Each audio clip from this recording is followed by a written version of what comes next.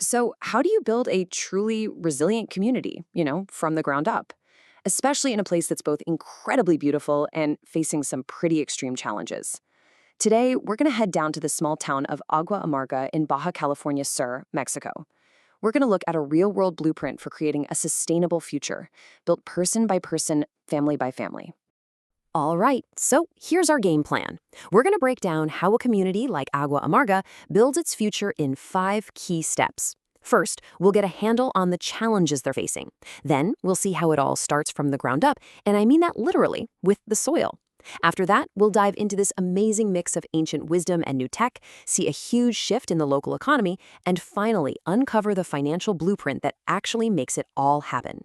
Okay, first things first, let's get our bearings. We're talking about Agua Amarga, a small community of about 600 people, not too far from historic spots like Punta Arenas. It's a place that is just steeped in history and tradition, but right now, it is standing at a major crossroads. See, on one hand, you've got this way of life that goes back for generations. It's all built on ranching, fishing, a culture of deep respect, and really strong family values. But then, on the other hand, you have these intense pressures from the modern world just knocking at the door, bringing both new opportunities and, well, some pretty serious challenges to the very resources the community needs to survive. And this tension really boils down to 3 huge challenges. First up, water. In a desert landscape like this, water isn't just a resource, it's considered gold. Second, power. The whole region is on this isolated electrical grid, which means they're often depending on diesel generators just to keep the lights on. And third, the economy. The traditional fishing that supported families for so long is declining, which means people have to find new ways to make a living. So, with problems that big, where do you even begin? Well, the answer is surprisingly simple, and it's right there, right beneath your feet. You start with the soil. The very first step is actually this massive mental shift. We have to stop thinking of soil as just, inert dirt.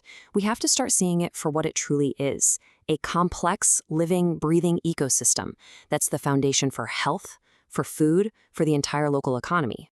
So to bring the soil back to life, the community is turning to ancient wisdom. One amazing technique is called terra preta, which means black earth. It's inspired by ancient Amazonian cultures, and it uses this special charcoal called biochar. Think of biochar as a luxury high-rise apartment building for microbes. No, seriously. It gives them a safe place to live and thrive, and it creates soil that stays incredibly fertile for literally thousands of years. And here's another brilliant low-tech solution. Hugel culture. It's a German technique where you build these garden mounds right on top of buried logs and branches. Now, all that wood acts like a giant sponge, soaking up every precious drop of rainwater and then slowly releasing it to the plant's roots. In a place where water is gold, you're basically creating a self-watering garden bed. It's genius. And this is how it all comes together at a community level, right?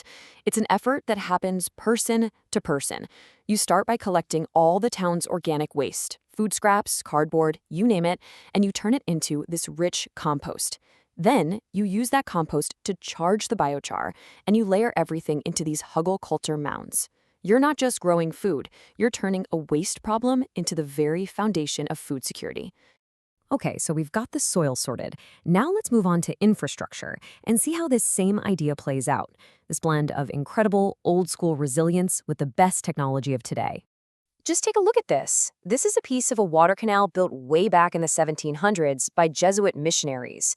It's made from local volcanic stone, and what's absolutely incredible is that parts of these systems are still working today, nearly 300 years later. That right there is the kind of long-lasting resilience that inspires the modern approach. But instead of one giant centralized system like the missions had, the modern strategy is to decentralize. So instead of relying on a fragile regional power grid, communities can use small-scale solar to power their own local water pumps.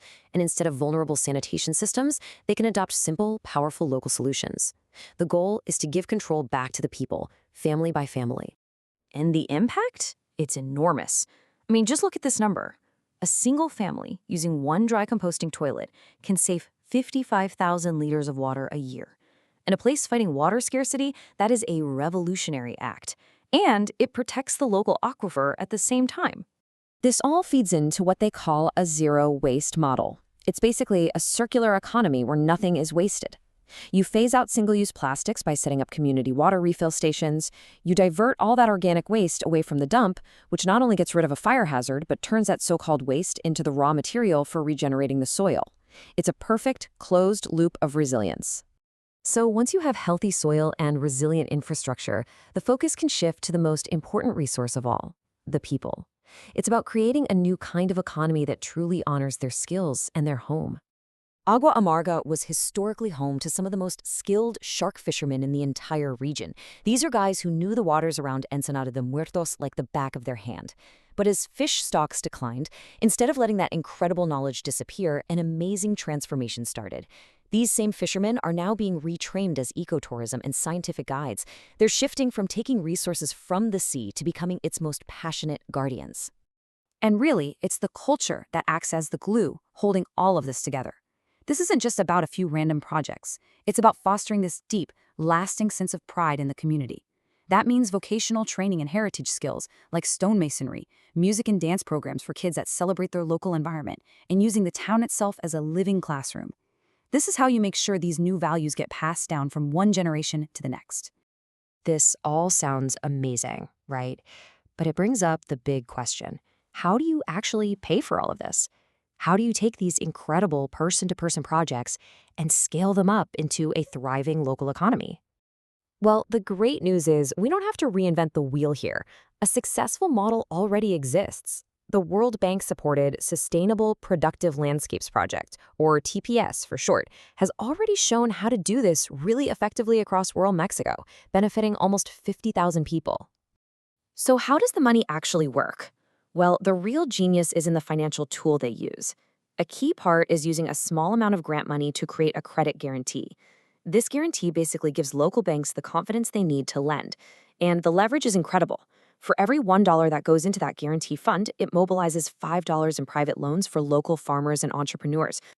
This slide lays out the pathway to success perfectly. It starts with small grants to get projects off the ground.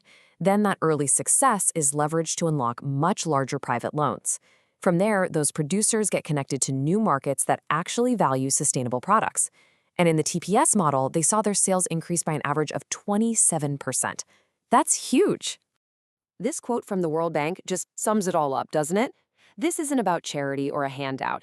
It's about proving that taking care of the environment, including everyone in the community, and being profitable, those things are not mutually exclusive. In fact, they work best when they're all woven together. You know, the blueprint from Agua Amarga shows us that true resilience isn't just about surviving hard times. It's about actively rebuilding and regenerating the very systems, the soil, the water, the culture, the economy that make a place truly thrive. And that really leaves us with a final thought. What does it truly mean to be a guardian, not just of a place, but of its future?